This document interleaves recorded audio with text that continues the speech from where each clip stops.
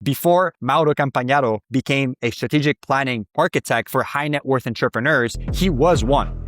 He ran a consumer packaged goods company and scaled it from $17 million to $40 million in revenue in just 4 years. Growth does not equal wealth. We've always been told there's only two ways to get the money out of your corporation. Either you pay yourself an income or you pay yourself a dividend. And their accountant was filing everything correctly, but they still costing them a fortune in taxes. Typically, you'd go to the bank, you'd have an insurance person, you'd have an accountant, you have a lawyer, but nobody's talking to each other. Every minute spent, again, planning saves 10 minutes in execution. What's the first planning conversation they need to have this week? Like, what's that first step that they need to take this week?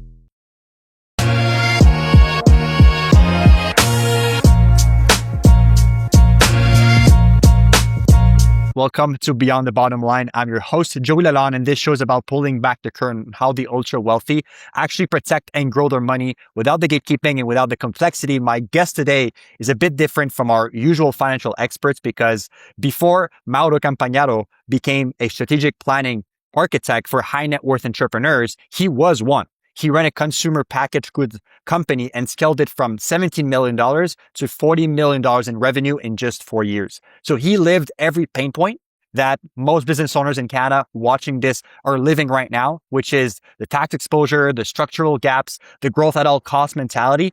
And then he crossed over to the other side today as CEO of Campagnaro Wealth Advisory, a family office based out of Calgary. He helps incorporate entrepreneurs do what he wishes someone had helped him do when it was his turn. So build the structure first so the wealth actually sticks. He's also co-author alongside Brian Tracy in Winning Strategies for Success and is known for his 4-pillar strategy for entrepreneurial wealth. So with that said, Mauro, welcome to Beyond the Bottom Line.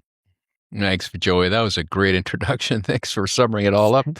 That was really eloquent. I love that. Yeah. Very, very excited to have you and dive into your story and what kind of value we can bring to Canadian business owners watching this from someone that's been in the trenches yourself and now has the financial education, right, to kind of teach or give away your lessons that you learned along the way with that professional title that you have. So let me start with this, Mauro. Most of the guests on the show, right, have spent their entire careers in finance. You didn't, right? You spent years as a CEO yourself, scaling a pretty big company from 17 to $40 million. So I want you to take me back to that time. What was happening with your revenue? What was happening with your actual wealth? And when did you realize that those two numbers weren't the same? When my first wife told me that she didn't want to be married to me anymore. That's when I joke, but that's a reality in life. Is that people they run into situations that they might have the card stacked too thin, and that was my situation. So at some point, I had to relinquish control of the company that I was running. Then I went and ran another company that again, like you said, started at $17 million.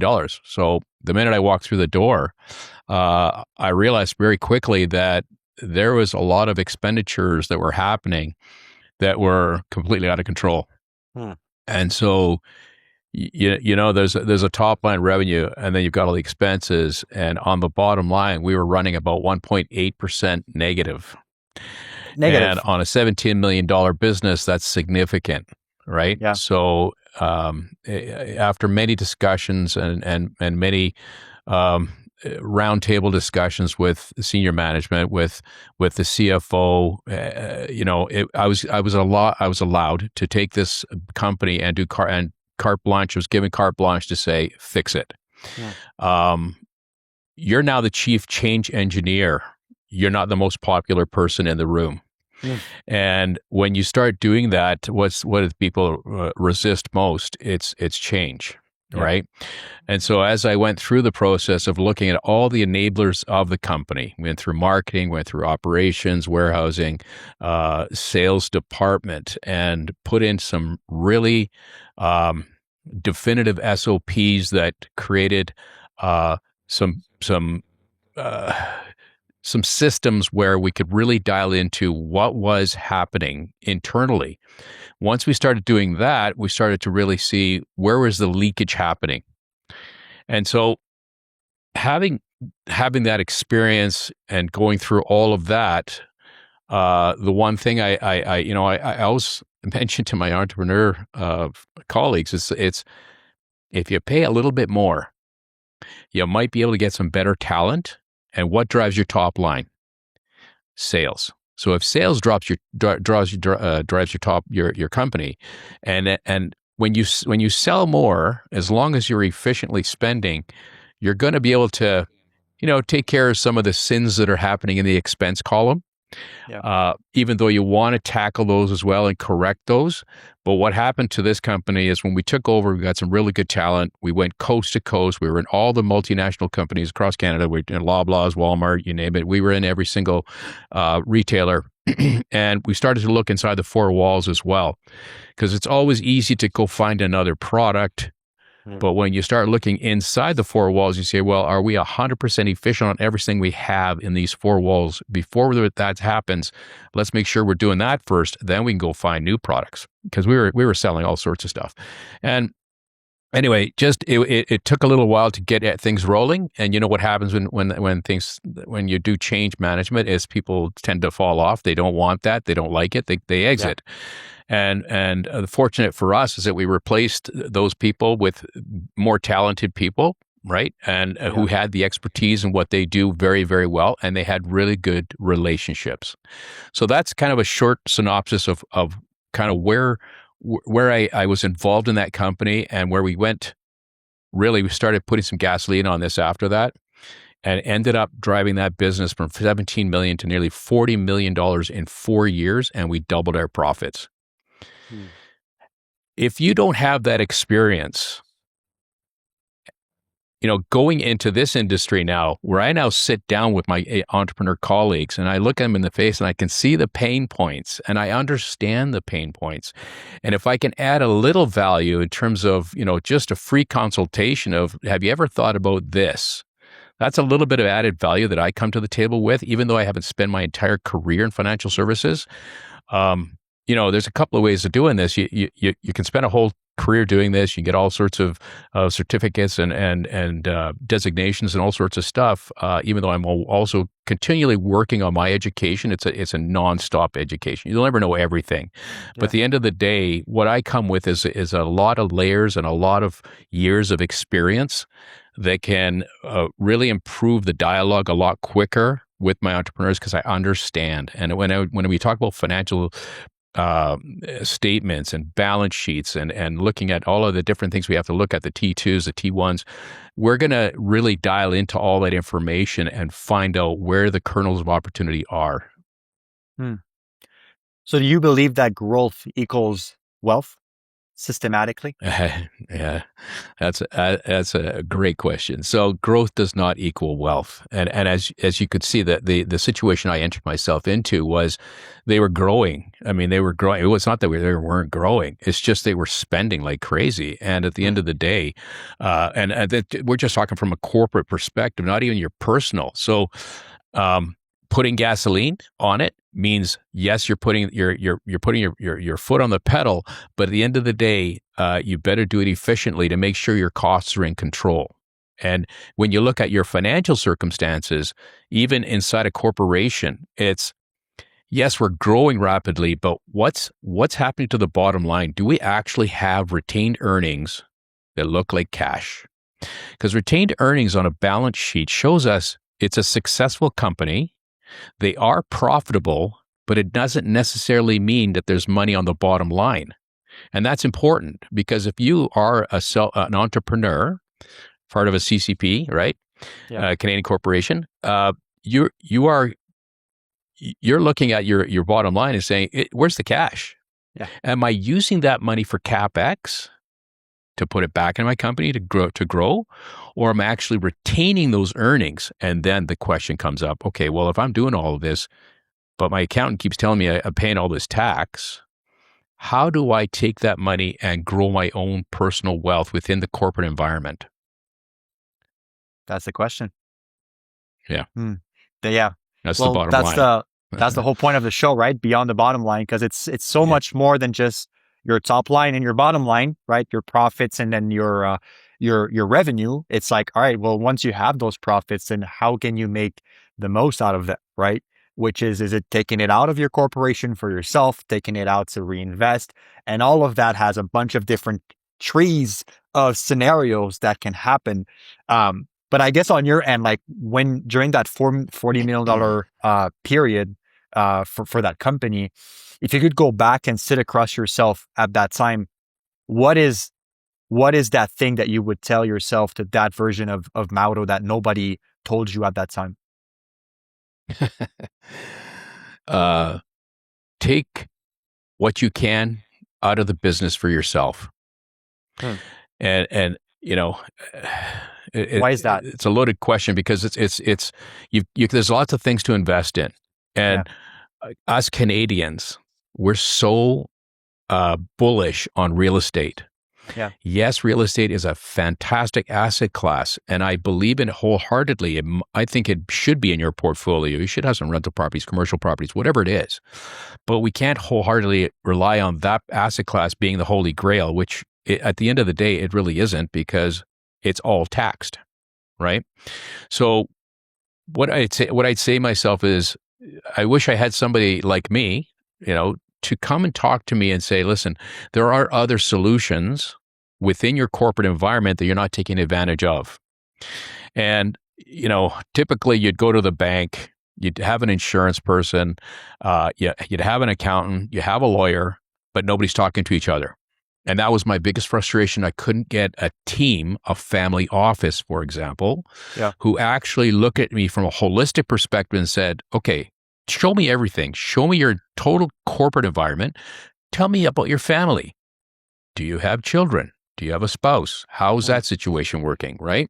And what are your dreams? At the end of the day, after you've done all of this and you've given your entire life to this business, and you worked all those long hours, and your family has benefit from it, what do you have left over? And what is your legacy?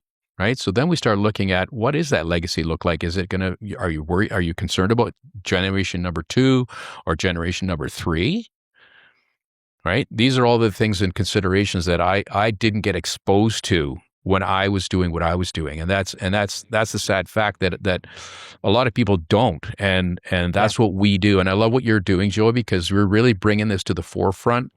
And talking to entrepreneurs, wealthy, successful entrepreneurs who haven't got that extra piece that they might not understand if they heard about it, but now we're going to kind of, talk to them directly about how we can do this to their advantage. And how many years was that scaling initiative from 17 to 40 million, that company era? Oh, that was 4 years. I mean, 4 years ago. Oh, no. How many years ago? No. That was, oh, Lord, at least 10? 10 years ago. At least 10 years ago? Yeah. Yeah. And you were going through those problems of not being able to have that team, right? That gap between the communication between your professionals. And again, I talk a lot about that as well. Like, one of the reasons I started Brazil Wealth Group is because I started my business 5 years ago. And I think to this day, right, we don't have those options available and easy to access to us. The only thing we learn in maybe a couple books, or if you went to school to study business, it's like your accountant, right? Get an accountant. That's the first person you get in. But after that, like, all right, once you get that first 6-figure tax bill, what's next, right? Is it just pay it and on to the next? And the more money you make, the more money goes out of the company? Or like and I think that's where the need of having holistic professionals to come into your business and not work with the people that's already there. And I think that's the whole point of this whole family office. And I think there's a big misconception for business owners that, I have to be making $100 million in order to get benefits from a family office, right? But I don't think that's the case. No. I mean, you have to be successful. At the end of the day, if you're pouring all of your capital back into your business just to grow it, and you're in that growth phase, then I would suggest, you can still do some things just from a protection standpoint, just to protect yourself against, potentially creditors, or if you're not here anymore, what's going to happen, right? That's the basics. Then once you are successful and you can really show some good retained earnings on the bottom line, that's what we're talking about. Now we start to really build some significant wealth in a tax-free environment. So we talked about the dangers of chasing growth at all costs, right? Like that's this company on paper making $17 million a year, like everything's going well. But little do you know that they're negative 1% profit margins, right? Which is obviously not Yeah. good. So, and then there's taxes that comes into that and all that fun stuff. So like, why is that so dangerous? And how do you get out of that mindset of like, just want to go for the growth at all costs, right? As an entrepreneur, I think we're all engineered to chase that. Yeah. It's in our blood Yeah. veins to do that in our entrepreneur. It's like, how do you fight that? That's a good question. I think what I've learned over the years is you kind of got to step back for a minute, and you got to pretend you're 10,000, 20,000 feet above your business, and you got to take a look down, because busy doesn't equal growth, or it doesn't equal wealth. It doesn't. You can be as busy as possible, but at the end of the day, are you making the money that you need to make to grow and then to preserve? And when you slow down just a minute, and we sit down and we look at it from a family office perspective and say, okay, let's look at everything as you as being in the middle. And just like as I would look at a corporation, well, here's all the other enablers of who you are, right? So let's look at your company, see what's going on there. Let's look at your family. Let's see what's going on there. Let's look at your other asset classes all around and pull all this together. Let's get the right people doing the right things, because everybody has their strength in their lane. Okay, accountants, portfolio managers, lawyers, and us financial planners. And so everybody has a lane. Now, who's the point guard in this whole thing? The point guard is, and it's kind of misunderstood, because everybody kind of relies on their accountant. And I love my accountant colleagues out there. That we need them. They're very, very good professionals, but they're not licensed to do absolutely everything. Yeah. And so when you sit with a planner, that's what they're schooled to do. A planner pulls it all together. And so they are becoming the quarterback or the point guard in the entire plan. And then if you're working with a family office, we're going to bring in the professionals that you are required, or we recommend you use, to make the holistic plan come together. Yeah, that's interesting. And what would you say is like the ideal scenario in all of that, right? Like if you're a successful business, like what does the ideal outcome looks like for a successful business that has healthy revenue, but also healthy bottom line? They're able to take out of their business, the tax situation out of that. Like what should someone aspire to? Because most of business owners don't know what's possible as well. So can you help us like paint a picture of what that desired scenario looks like? First thing comes to mind is, why are we paying so much tax? It's because in most cases, we've always been told there's only two ways to get the money out of your corporation. Either you pay yourself an income or you pay yourself a dividend. Yeah. Well, there's a third way, and that third way can grow your wealth in a tax-free environment, right? And that wealth environment then mitigates a lot of that personal tax you're taking out of the corporation. So you're paying you're paying your corporate tax. Everybody has to pay the corporate tax on the net revenue. But at the end of the day, after you've paid that tax, that money that's left over, what are you doing with that? Where are you deploying that? Are you taking it all out of your corporation? Are you buying other asset classes? And there's all sorts of things you can buy. I mean, I've got funds that are corporate funds that you can purchase or invest in that don't deliver an interest income to them. So it's tax advantage for a corporation to do so. But on the flip side of that is all these other asset classes become taxable at the end of the day. So it's either taxed while it grows, or it's taxed when you're deemed disposition. So if you dispose of that asset, well, now you have a capital gains tax. Yeah. And again, the situation comes up. All of a sudden, now we got this cash infusion inside our corporation. What do we do with that? Where do we deploy it? Well, the accountant normally would say, take it out by dividends and income. There is a third solution here. And, if we want to bridge that gap, it's insurance. At the end of the day, it is insurance. It's corporately held in insurance policy. So it's a COLI. It's a corporately owned life insurance policy. And this is now classified as an asset class. And the Canadian government has given us opportunities to do this. So it's not like this is an unknown entity to the government. This is an absolute known entity. And in 1982, they made laws to make sure that this wasn't a tax haven for anyone, like you're taking your money to the Bahamas and hiding it. No, they said, listen, we're going to put restrictions on how much money you can do based on the parameters you've built of that life insurance policy. So with everything, the government's going to make sure that everybody's kind of following the same rules. You look at RSPs, TFSAs, they've always got rules around everything, and they've set these parameters and say, look, this is fair, and they do the same thing with insurance. And so this is the other asset class that I encourage people always to get involved with. It really is. It's the last piece that builds the wealth that we don't have to transfer out of that corporation. So you went on a lot of different things that I could go on, and I totally agree with the thing. Like that's a huge pointer that we talk about as well to educate, is like a lot of people think there's only two ways to withdraw money from their corporation, right? Which is salary or dividends, and a lot of people kind of discard insurance right away out of potential solution because of the stigma that it has of like, that's just for if I die, right? If I die, well, I'll do that. Well, I'll figure it out when I die, right? But I think it's the mindset shift of seeing it as how the wealthy is seeing it, which is as an asset class, just like real estate. And another advisor was, they say it's real estate on paper. So insurance is kind of like real estate on paper because it has all the benefits that real estate has. You can take loans against it tax-free and use it for your retirement, for income and stuff like that.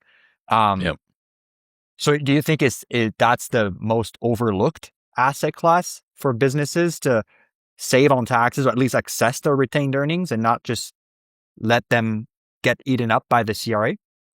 And why? 100%. I think it's a complicated asset class to discuss. And I think, because I've had people ask me the question, well, why doesn't everybody know this, right? And I'm like, well, at the end of the day, it's not that it's advertised. It's just that you can't, unless you get in a conversation, it is a conversation exclusively meant for you. And so when you're looking, normally when we grow up, everybody says, well, get life insurance. Okay, well, what is life insurance? In its purest sense, it is, I'm never going to benefit from it. It is a pure expense to me, and it only benefits those that I love. So in that case, then what is the number you want to leave behind for those you love, and what's the purpose? Okay, that's number one. It's a death benefit. Number two is, well, now we're going to talk about it as an asset class. What does that mean? That means, you've had people on here talking about TFSA on steroids. Yeah, it really is, because at the end of the day, you're in an environment, but it's an unlimited TFSA. It's not like you've got a limit of $109,000 in 2026. Yeah, you have an unlimited TFSA that you can grow, and it's not like you have to have one. Like if you have rental properties, maybe you got 5 or 6 or 10. I don't know. Why can't you have that many insurance policies for the need that you need it for at the time that you're now expanding your business? So, there's two different types. So it depends on what you're using it for. But at the end of the day, this is where you're going to deploy the cash, and the cash now grows in a tax-free environment, right? And then we can get it out in there's two ways of getting it out. And one of them is, tax-free, although we have to tie in the government into that, because at the end of the day, you can't receive the shareholders' benefit from all the assets that you have inside your corporation. So we got to tie that in with your accountant. Yeah. Secondly, we could take it back in as a dividend into the corporate, or an injection into the company, for a couple of reasons. So you said borrow against it. Okay. Well, let's say I got $1 million in my cash surrender value. And let's say I want to use it for CapEx, or I want to build something, or I want to buy another asset class. I can use that capital, and it's basically banking on yourself, because now you have a corporately held life insurance policy that you're going to borrow the cash value from. And if you invest it in something that earns interest or earns some revenue or something, then you're going to be able to write off the interest associated with the debt and never have to pay that back to the insurance company. Well, why is that? It's because the insurance company has the death benefit already there. If you pass away, any debt you've incurred and any interest you've incurred by borrowing against that policy will then be terminated, and the rest of the money goes into your corporation tax-free. And I know you've had somebody else on here talking about the CDA account. Mm-hmm. Well, now from an estate planning perspective, and that's the number one question I ask my clients too, is do you have a will? Because the will now dictates where that CDA credit goes in a tax-free on a tax-free basis out to your beneficiaries. So very, very important. So, when you look at, again, back to the family office, is we're gonna take, and I like to use Stephen R. Covey, 7 Habits of Highly Effective People. Yeah. What's the biggest premise that he always talks about is that think with the end in mind. Yeah. And plan with the end in mind. So that's what I do. I plan with the end in mind because I'm going, okay, we're not on this earth forever, but while we're here, let's make the most of it. Let's build our wealth. And when we're gone, let's make sure that we move these assets and this wealth to the next generation the most effective and efficient way. So we're mitigating and disinheriting Ottawa as best we can. Yeah. Not that we want to evade tax. We're going to make sure that we are on side with the tax rules. And I always have accountants double check and triple check everything that I put together for my clients. They're part of the team, right? Accountants are part of the team. And so that just becomes now part of the estate planning question as well.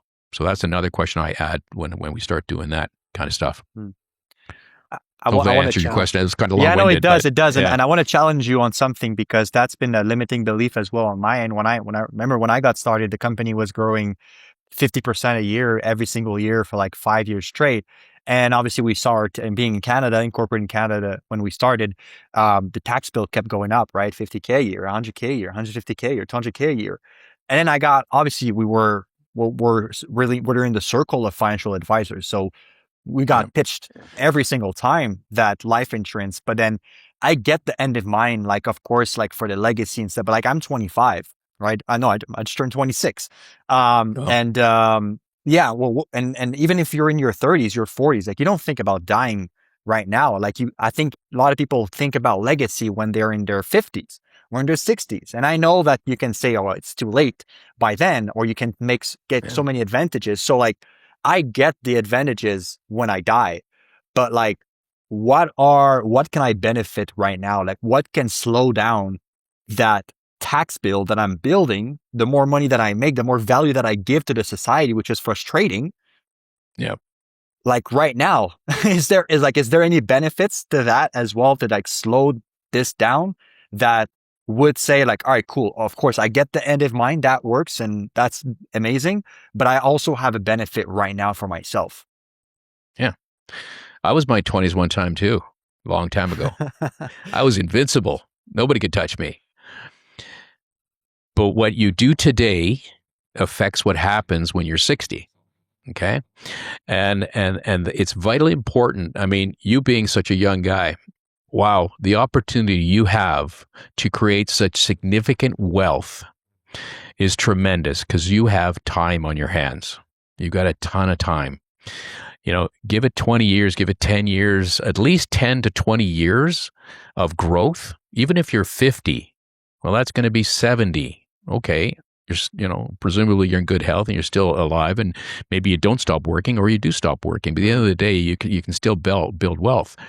And so the growth mindset should never stop. I mean, you should always be in growth mode. It's just, how do you strategically put it all together so that you can preserve the wealth for you while you continue to grow your business? And that is, it's a juggling act in some ways, because you're trying to say, okay, well, if I had a dream to do this, I wanted to expand to this level, I'm going to need some capital expenditure, right? Some CapEx to put in the company. Now you got to drill down to say, okay, well, how much are you devoted to putting away for yourself versus, putting back into your company in terms of CapEx? Is there a portion of that we can pull away and mitigate as much tax as possible? And if we can continue to keep you under the small business tax deduction limit, then you're going to save even more income tax inside your corporation. And then we're getting that out already without taking it out with dividends and income. Hopefully that answers your question. Yeah. So tactically speaking, if the benefits that I would benefit from right now, like with a growing tax bill, a successful business owner growing their tax bill, is by protecting that small business deduction, by changing the way you earn your passive income. Is that? Yeah. Oh yeah. Hmm. Yeah. Okay. Interesting. Yeah. Because I think that's the hard part to understand because you're all, if you have enough retained earnings, you're already over that 50K threshold, right, of passive income. Yeah. So it's just transitioning where your money sits into Yeah. another asset class, which Correct. doesn't affect that. And that's how you can save on taxes that pretty much that same year in terms of percentage. Correct? Correct. Yeah. Yeah. We Yeah. want to get that out, right? And the only way you're going to get it out, there's only three ways to get it out. Either you're going to pay your dividend tax or you're going to pay your income tax, or we move it directly into a life insurance policy that can then it's gone out of your bank account. It's in an insurance policy, and that's going to, grow the money tax free. That is very well put. I think it's one of the first time that I really understand like that concept properly. Like I think if we're able to bridge that gap between the end game that everybody understands about life insurance and then the right now, like business owners have a different playbook than employees to play with 100%. in terms of their tax. And a lot of people don't understand that, myself included. So the advantage of being an entrepreneur is outstanding. Like if I could encourage everyone to take an entrepreneur course if they're young or they're in university or they're doing something, get your education. But instead of, and look, go cut your teeth if you got to cut your teeth somewhere, get a job, learn something. But at the end of the day, I think, the advantage sits with those who employ others. Even though we don't feel like it sometimes, the advantage still sits with us because we have other opportunities to grow wealth in other advantageous ways versus just being an employee. Not to say that, being an employee, we can still grow wealth. Look, if you're making good money, there's still the advantage of doing this. It's just not going to be in a corporate environment. It's going to be personal. And at the end of the day, you got to pay your income tax because you're an employee. Yeah. But not being an employee means you are in control of where the money flows to. Yeah. And that's really interesting because I look on the other side of the equation too. I look at debt. So I too work on people's debt because I used to be a mortgage agent at one point in my life. And so I understand debt very, very well and how to leverage debt and how to use it positively and be able to be in control of it too. Like, when we talk about mortgage, is going to sidetrack here for a minute, but mortgage is basically till death we part, right? Till death do we part. And a mortgage confines you to a principal and interest payment. Now, what if I could find a product that could take away that commitment to a principal and interest payment and leave you in control of paying the debt down even faster? And then you can also access that equity if you needed to grow your wealth even more. So now I've taken a different piece of the puzzle, not just talking about insurance, but I'm also talking about the debt, where we can work with debt to create more wealth too. And that's going back to the family office scenario, is that I'm going to look at every single facet and every enabler in someone's life is like, how do we maximize performance on everything that you want to have happen?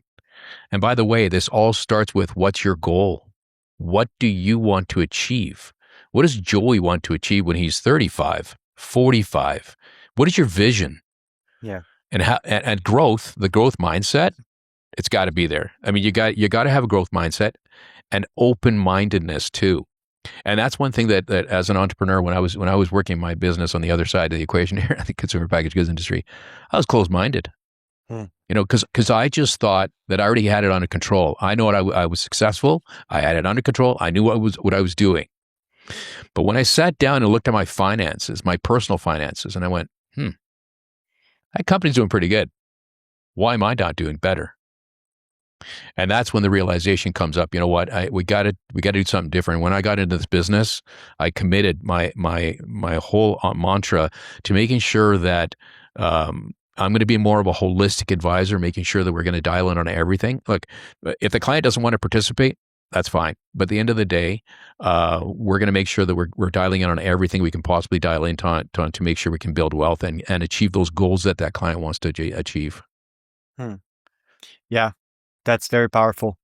You so talk to me about the family office approach, because that's something that we're trying to push more as well with Preserve Wealth Group. As you know, right, we work with different partners that gets to help those business owners that are in help. And a lot of people, it's the first time talking to family offices. What can someone expect from a family office? Let's say they're making seven figures, right? Between $1 to $10 million profit every year. What's the benefit of working with a family office? You're going to get a white glove treatment. So that means we're really gonna sit and listen to what you want to achieve. We're gonna listen to your pain points. We're gonna find out exactly what's going on, and we're gonna bring the proper professionals in to deliver not only performance but also protection, even creditor protection. Um, all of the things that again, going back to all the enablers of a person, and especially a successful entrepreneur with some wealth, that it's all about wealth preservation at that point. And who are the key people? Well, we've got accountants on staff, we've got uh, uh, portfolio managers on staff, we've got lawyers on staff, and my role basically, and the role of a professional planner is to make sure that they're the point guard and delivering what the client really wants to accomplish. Huh. So it really is a white glove treatment, and we'll bring in anybody and everybody that we need to the conversation, and let the client then engage with those people and get a better understanding of what they can deliver for the client. Hmm. Hopefully that No, explains. it does. It does. And I think it like we talk a lot about the different gaps, which are the main problems that we see for business owners, why their tax bills are so high and all that stuff, right? And one of it is the communication gap between their professionals. And I think that family office approach, which Yeah, is what fixes all of that, right? Because everything's under one roof. And if you have your accountant, you bring them in, right, and you work with them, but you still have your whole team behind you of right, professionals, just like a hospital, right? right, There's not one hospital in the world where there's just a cardiologist and that's it, right? right. If you break Yeah, your knee, well, what are you going to do? Cardiologist is not going to help you. So yeah. I think it's that approach with family offices, which I really really like personally. Yeah, and having everyone coordinate, right? Yeah, So yeah, it's not like everybody's siloed, and you got just the planner working on his thing, the accountant working on their thing, the lawyer working on their thing. Well, you've got everybody involved, because it's got to be client centric. The approach must be client centric. If it's not about the client, what's it for? yeah. We're here to help.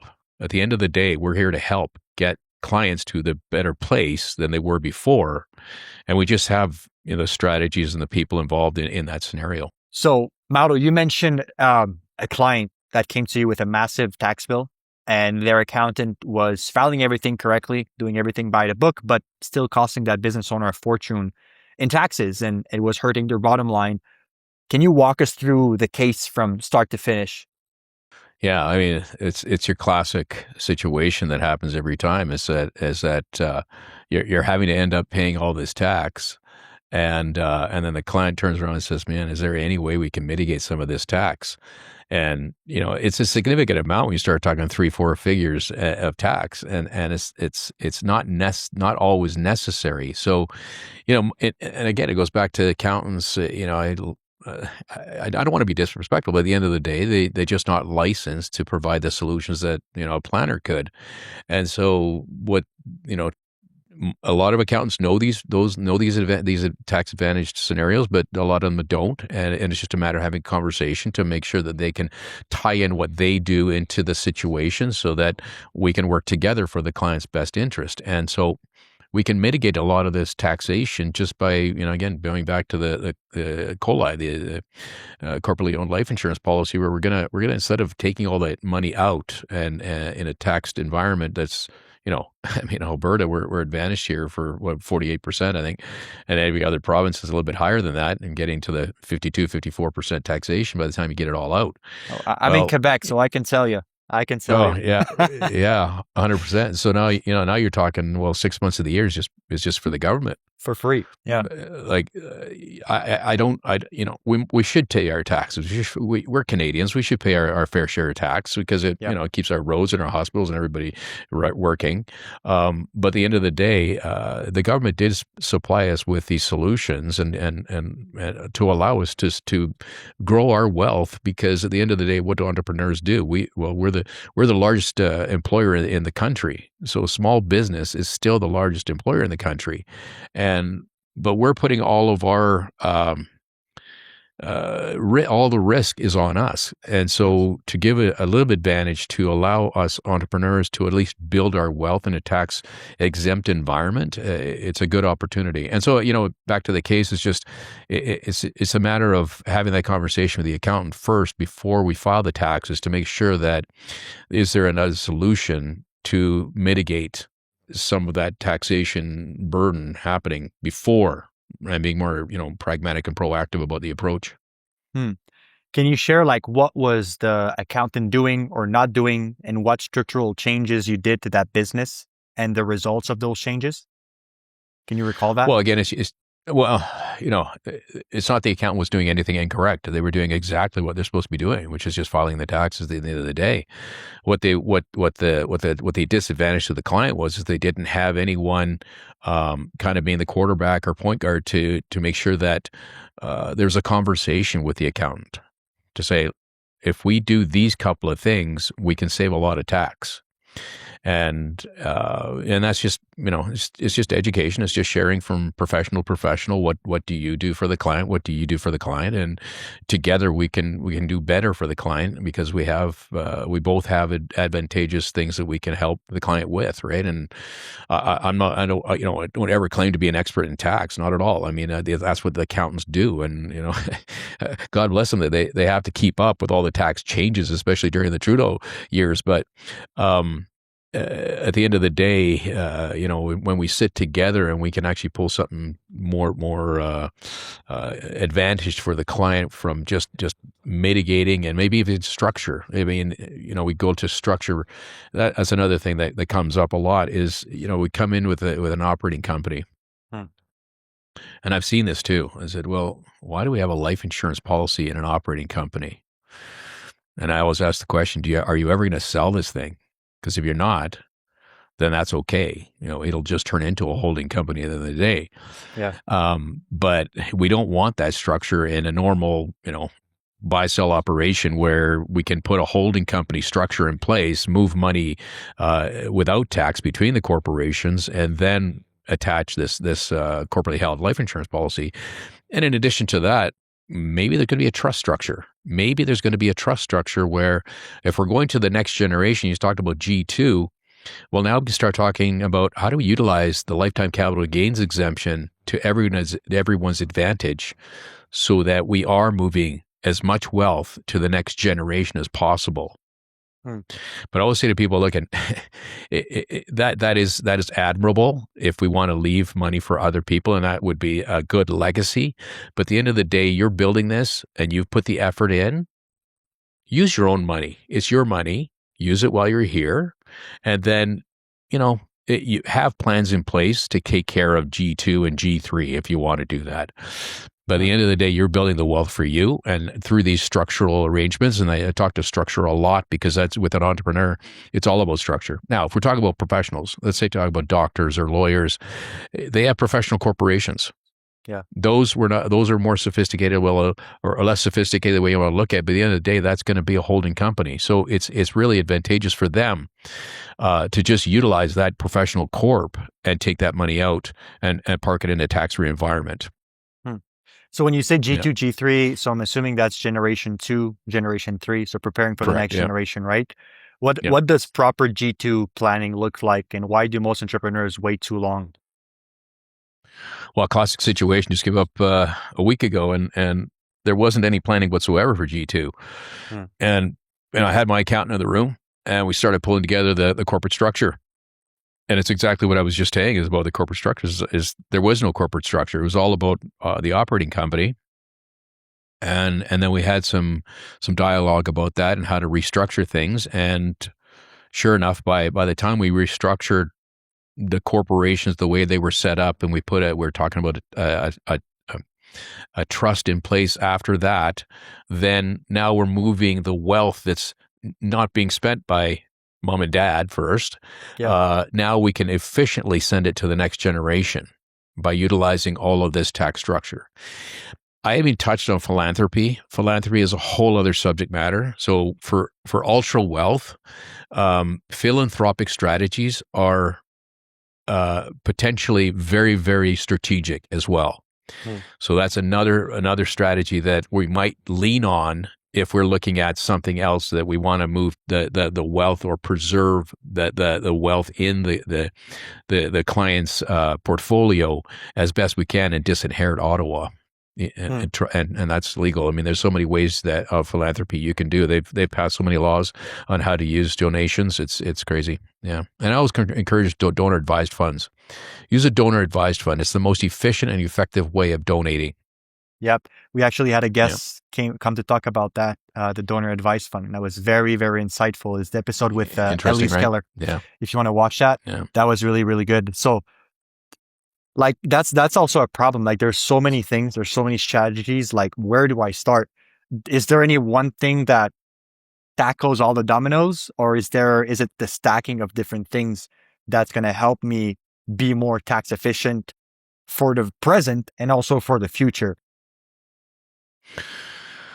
Yeah, I mean it's an interesting question because it's one solution doesn't fit everybody. Not everybody needs insurance. Let's put it that way. I mean, it's going to be a real deep dive, and it's going to take a little bit of time to really understand the client, one, and two, to really understand where are our other assets, what's happening, where's the revenue coming in, what are the expenses, what's your growth trajectory, what are the pitfalls, what are the roadblocks that might come up in the future. So it's a multi-layered question and answer to your question, because it's not one size fits all, and it's going to be really an exploratory process to really understand what's the need and what's the goal. Yeah, and I think that's where the value comes of speaking with someone that is qualified, a family office owner or financial professional that has the credentials that can analyze the situation. That's the first step. Right. If you get prescribed something without, like if a doctor come to you and prescribe you a medication without asking you questions, you'd run the other way around. Right. Yeah. So I always say that, Joey. I said, listen, when your doctor you go to see the doctor and he says, and you say to him, well, I'm hurt. And he goes, where? Here. I said, okay, well, can I run some tests? Yeah. No, just give me a pill. Well, that's not how it works. You got to run some tests, and then he can come back with some recommendations. So I always say, look, just consider me your financial doctor. At the end of the day, I need to know what's going on. And when we start to share that information, then I can make a proper analysis of what's going on, and we can pull together the right strategies to get to the goal that you're trying to achieve. Yeah. Yeah. And I think that's what as well, like on these episodes, we talk a lot about different products, life insurance as an asset, philanthropy, right? And all that stuff, or legacy planning. But these are just solution that works for different people for sure and could work for you. But the first step is one, getting education yourself by watching those episodes, meeting with people like you, and learning that. And then second, getting that specific custom design for your current situation. That goes into the segue of structures that you talked about. I think that's one of your biggest thing you keep repeating from your experience of having the right structure. You said that the right structure lets business owners use capital as capital expenditure, right? CapEx, which is investments in your business. OpEx is expenses of your business. That doesn't give you long-term investments. And so today, right, give you use capital as CapEx today and also as retirement funding for the future. So how does $1 serve both purposes, CapEx and retirement funding?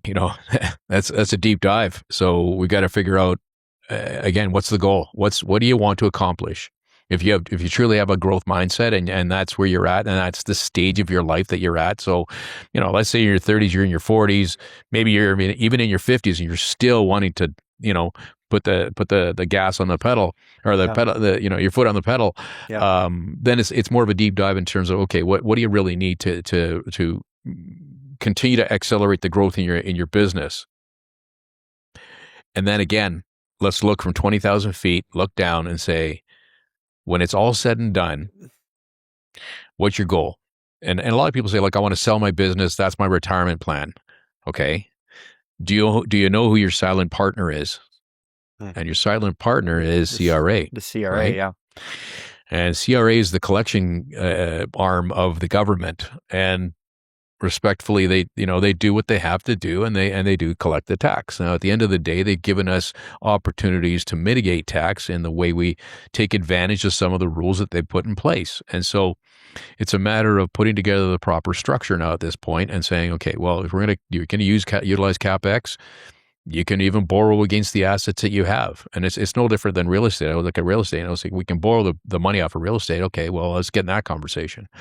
Now I got to go see a mortgage agent who's going to say, okay, show me all of your documents, and then we'll do a review, and then we're going to get you in a mortgage situation. We'll borrow out that cash. And of course, when you borrow cash, it's tax free. But at the end of the day, when you reinvest that money, and now you also have to pay for the use of that money, meaning a mortgage payment.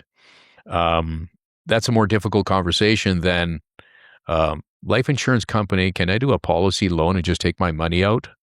And they don't even ask you what it's for. That's the advantage that entrepreneurs really have. And at the end of and what I'm saying too is, to answer your question about CapEx, well, why can't we source that from that one asset class? And if you've done it strategically and properly over the years, and all of a sudden, say you go from 30 to 40 years old, and at 40 years old, you go, geez, if I only had an extra $500,000, here's what I'd do with it. And instead of looking inside the cash register, you go, oh my goodness, look at this. I got $1 million in my life insurance policy. Let me borrow that money out and redeploy that as CapEx or a down payment or whatever you want to use it for to continue to grow. And then when you continue to grow, now there's another opportunity to continue to preserve that wealth and grow wealth even more. So it's a multiplier effect. At the end of the day, it really is a multiplier. It stacks on top of itself. Yeah, just like you were saying, it stacks. Yeah. I want to touch, I see the book behind you. I know you co-authored a book with Brian Tracy called Winning Strategies for Success, right? And Brian Tracy, hopefully you know him if you're in business. It's the psychology of selling, which is probably one of the best selling sales books ever. So you had the chance to work with Brian Tracy. Well, first of all, how was it, and how did you came across Brian? Oh, that was a great experience. That was crazy. Honestly, it was on Facebook, and I thought it was garbage. I thought it was just like a scam or something. Yeah. And so I reached out anyway, and they went through a process. And I use a funnel. You use a funnel in social media. Yeah. Well, they had gotten down to 196, I think they said, or 146, I can't remember the number, of individuals around the world. And I got chosen to be one of the authors in this book. And so it's a co-authored book with 20 other authors of successful entrepreneurs around the world. So then we get invited down to Anaheim to sit with Brian Tracy and meet him. And enjoy the time with him. And Brian Tracy, I mean, he's the Tony Robbins before Tony Robbins. Yeah. He really is. I bought his first, Zig Ziglar. I bought his first cassettes back in the day. Remember when cassettes were a thing? Yeah. And I listened to them, and it just that as a young person, that positive influence that these folks are putting in your head for growth. I always encourage people, fill your mind with good, positive, engaging people that put those, not only, what I'm looking for, the word I'm looking for is the growth mindset, but also the attitude of being positive and having that growth mindset all the time. And I think that was kind of the basis of where I started. is listening to these folks. And when I got the opportunity to do it with it's Brian Tracy, I was floored, absolutely floored, right? And I think everybody is in that room because they're just like you think of this guy, you think he's such a distant person Yeah. because he's written, just about 100 books now Yeah. in his entire career. He's like, I think he's 81, 82 years old now. And he's still plugging along. Like a guy won't stop. He's brilliant. And his teachings and all of his books and all of a sudden you get to participate with him. It was such a great experience. Yeah. It was lovely. And they wanted to know, exactly what we're talking about. What's my background, right? I got a few years behind me. I got some layers. I've done some things. What's been my story? And that's pretty much what I told is a little bit about my story, but then also what I do right now, which is what we're talking about. How do I help entrepreneurs? What's the biggest lesson you've learned spending time with him and writing that book? There are no limits. There are no limits. What you desire and what you think about the most, you must write down and put your goals on paper. Whatever's on paper gets done. If you don't put it on paper, you might get it done because it might still be there in the back of your mind. But at the end of the day, if you write your goals down and you start to achieve them, and I did practice that, and I'll tell you, even though it might not happen today, it does happen tomorrow. And it does. It really, really, really does. I'm wholeheartedly a fan of doing this. It's a proven concept. You write your goals down, you will achieve them. And that was the biggest lesson that I learned as a young person, but also just sitting with Brian Tracy. He does not stop. He always goes back to this same philosophy. Write your goals down and work towards building your goals. And you will find a way. Even though you don't know what the way today, you will find a way to achieve that goal because if it's on paper and you're still wanting to achieve it, but it has to be in here. It has to be in your heart because it's not in your heart that you really want it, that you're misaligned. So you got to find your alignment and make sure you're achieving the goals that your value system aligns with. And that's what I'm doing now. I sold my soul for so many years in a different industry. Now, it was a fun industry. It was fantastic. But I always felt like there was something missing for me in particular. And that's what, when this writing with Brian Tracy really brought that wholeheartedly back to me and saying, I'm self-actualizing right now. This is what I'm meant to do. Yeah. This is exactly what I'm meant to do. I just love what I do. I help people achieve beyond what they think they can actually achieve. That's amazing. That's great. Yeah, I'll put them as Amazon link in the description if you guys want to check it out, the book, and grab a copy. I'll definitely so do it my myself. book. So just so it's clear, my book is available on my website. The Amazon link, fortunately, because Brian Trace has locked that down, it's only one other copy, which is with MedHat, his partner there in the business. So it's Brian Tracy Publishing on the Amazon. My book is sold off my website. You're going to send me the link after this. I'll put it in the description so people can look it up. But that's Sounds great. good. And again, I know that I was going through some stuff beforehand to prepare. And one of Tracy's famous quotes is that every minute spent again planning saves 10 minutes in execution. Yeah. Right. 100%. Which goes hand in hand with everything we've talked about today. So my question to you is, if an entrepreneur, again, watching this is generating $3, $5, $10 million a year in revenue, but hasn't built the structure underneath to keep as much as they think they should keep, right? What's the first planning conversation they need to have this week? Like, what's that first step that they need to take this week?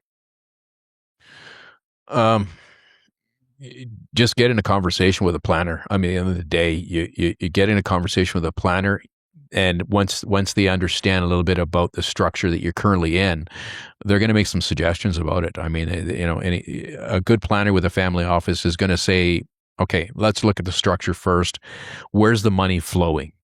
And they're going to ask questions. Why? Why is this organized this way? Why is that organized that way? Well, my accountant told me. Okay, can we have a conversation? Maybe we're going to bring two professionals in the room and a professional respect of each other, and we talk about exactly what the scenario was, and we start to dial into exactly what the current structure looks like. And that, I think that's the most important piece, is what's the current structure. At the end of the day, that's going to be the pinnacle of the first point where we start to establish the strategy. That's great. That's great. Well, Mauro, thank you for your time. I think that was an amazing, enlightening conversation. And gave a lot of clarity on the different strategies that can help business owners, again, take care of their bottom line and go beyond that bottom line, right? Not just the profits, but also tax efficiency and legacy planning. And it's a holistic approach that's my biggest takeaway, right? So it's the holistic approach there and the family office approach that changes everything. And you're just a couple hours of education away from just knowing a lot more than your competitors, which the thicker your bottom line, right? The more healthy you are and the more growth you'll get. So I appreciate you for sharing that information that I think is not out there enough. And I know you're a busy guy, so I appreciate you spending some time here and sharing that with us. I appreciate that, Joey. I really appreciate the time we spent together and the opportunity to do this with you in particular.